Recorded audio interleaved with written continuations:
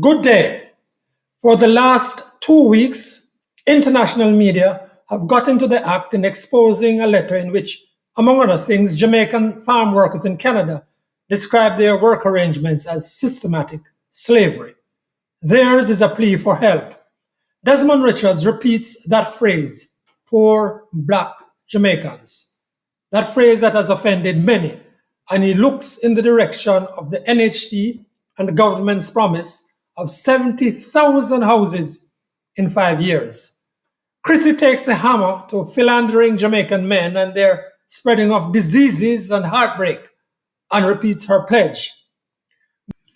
But before all that, in this, the 36th episode of Frankly Speaking Jamaica podcast, let's start with my commentary.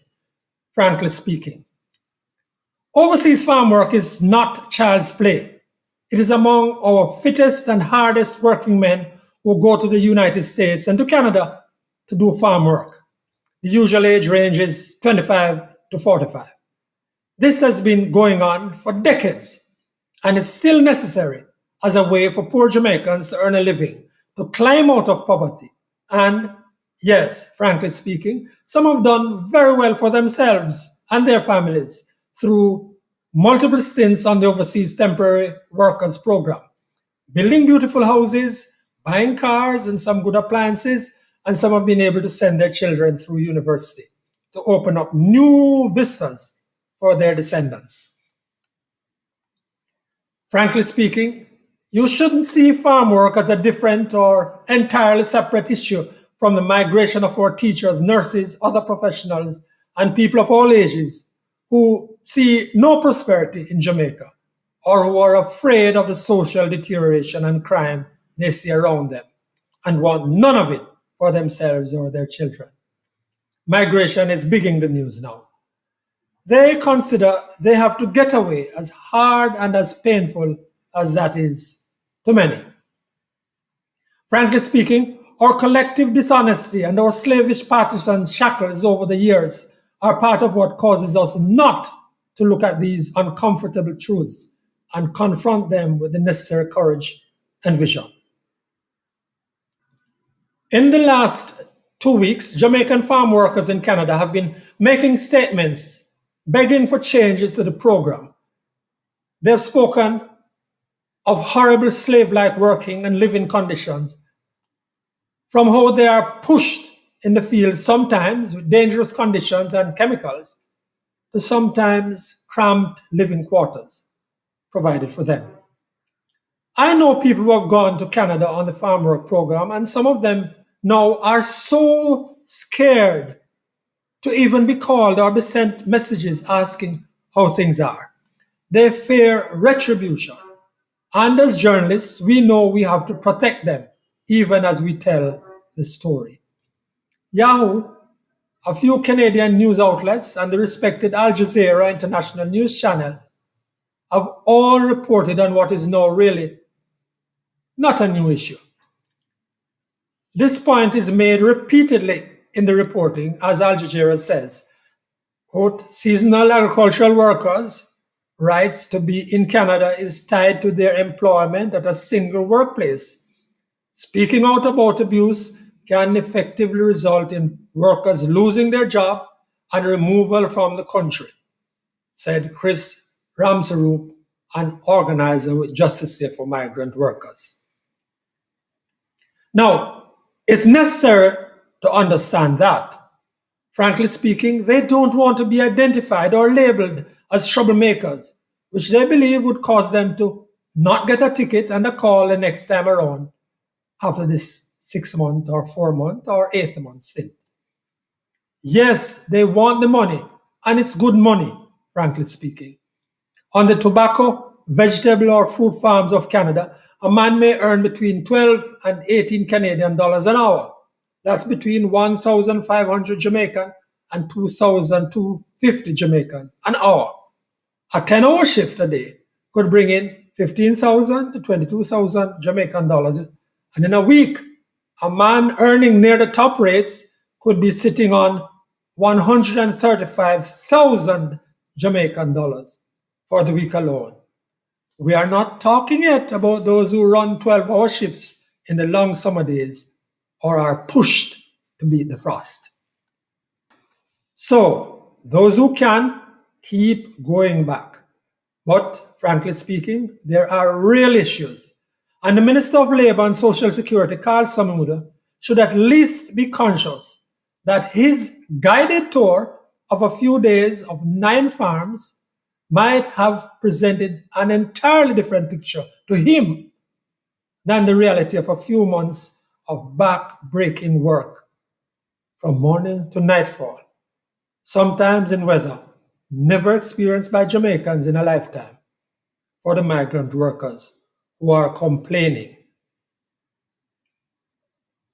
Frankly speaking, let's leave it at the stage of platitudes for now. Platitudes. Let's say what's palatable for many, frankly speaking. We hope that one day soon, farm work in Canada or the US will not be seen as a salvation or the change agent to end the misery in which some of us live, and that Jamaica will be the place to live, work, you know the dream.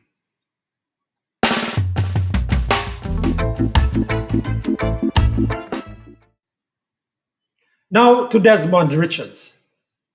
Last week, Member of Parliament Lothian Cousins stirred up on political and social handsomeness in the country when, during a political speech, he zeroed on the social and political class structure in the country. And oh my, a lot of hot water was poured on his head. Although the social and political culture and system in Jamaica is at heart of the squatter problem here. It is estimated that between 30 and 35% of total urban population in the third world, about 185 million people live in squatter settlements. The United Nations in 2003 estimated that there were 1 billion slum residents and squatters globally. Here at home, after 60 years of independence, over 1 million black poor Jamaicans are squatting, homeless and landless. Now, you'll recall that NHT was conceptualized to address those issues 46 years ago. Since then, successive political administrations have raided the NHT barn, taking out billions to support their spendthrift political policies and to buy expensive properties for their political cronies. Yes, I want to be challenged on that. Leaving the landless and homeless drifting on empty promises, a bag of empty promises about building houses for them.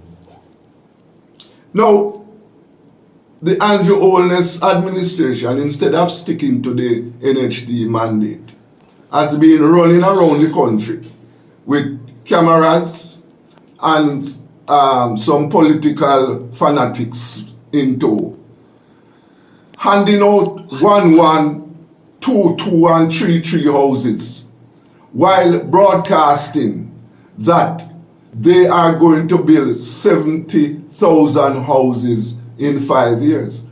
That equates to 14,000 houses per annum. Not the little tiny cubicles that I see being handed out about the place. Real houses.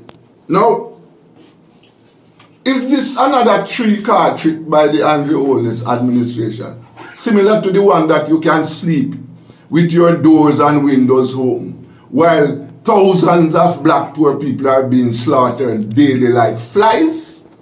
Is this another trick? Stop the political trickery. Deal with the institutions which are in place to address the squatting, and the landless and homeless issue. We want a serious agrarian reform in the country. Stop the tricking. Stop the trickery. Free up the land. That's Desmond Richards, businessman and journalist.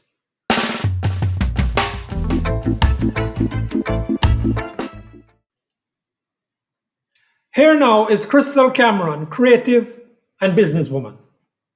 Remember last week when I said this?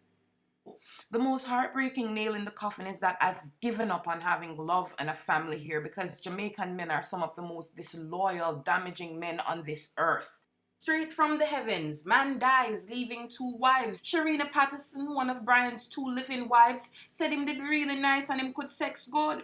According to Sharina, him did move her in upon another woman who left shortly thereafter because it was too much stress, and then he moved in another woman on her. According to Sharina, they had matching tattoos. How many of us know men who brag about having women in this type of mess?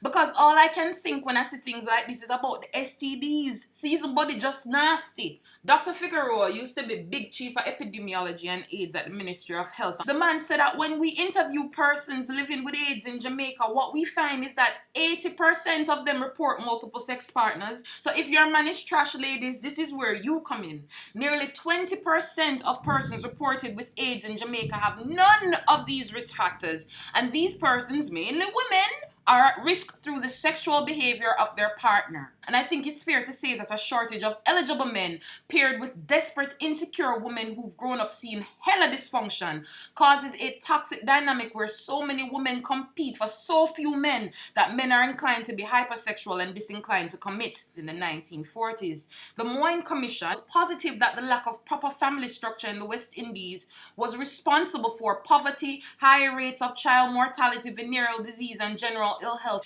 Family life in the Caribbean was described as being loose, unstable, casual, promiscuous, transitory, and characterized by illegitimate children, of course. And the worst part is how you careless, predatory men walk around calling yourself kings while you're stanking up vaginas and abandoning your kids. You're pathetic, bruv. You're pathetic. A kingdom ends in 1 generation without some established line of succession. And yes, Jamaican culture and the women are at fault because there are promiscuous women and paternity scandals, but I know many Jamaican women who've been around and done the loose behavior, but change their ways completely when they get with a foreigner who's not about that life. Whereas Jamaican men continue doing what they do no matter who the hell they're with or how well they get treated.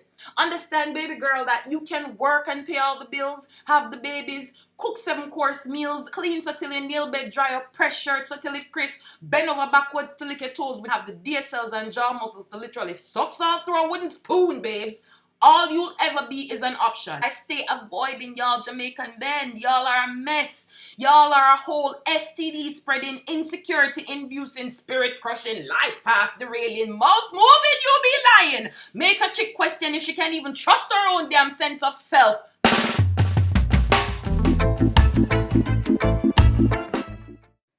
That's Krystal Cameron, businesswoman and creative. And now, the end game. I am not done with this squatting issue, and my position that a major land redistribution program has to be crafted to get land to landless Jamaicans who are now building out awful crime-filled, lawless communities. That must come around. But I'll come back to it. I want to alert you to the wholesale deterioration of the road surface in the Fern Gully in St. Ann. Many of you don't go that way anymore because of the ease of the North Coast Toll Road. But it's still a beautiful ride through Fern Gully. But the ride now is dangerous on shockingly bad surface. For the most part, I want you to join with me, though, in insisting that money not be wasted in road patching with little marl and asphalt here and there. Parts of the roadway laid down 15 years ago under Mike Henry's leadership remains intact. The concrete portion, it has not a single pothole, but man of eat a food. So the itch will be to use asphalt again for the 8 or 10 times or so in patching out where the concrete has remained solid and has shown resilience. Fern Gully road surface needs to be put in concrete. Thank you for joining us again for the Frankly Speaking Jamaica podcast. Please share and comment on the channel, and if you have not yet done so, please subscribe. I am Franklin McKnight. Until then,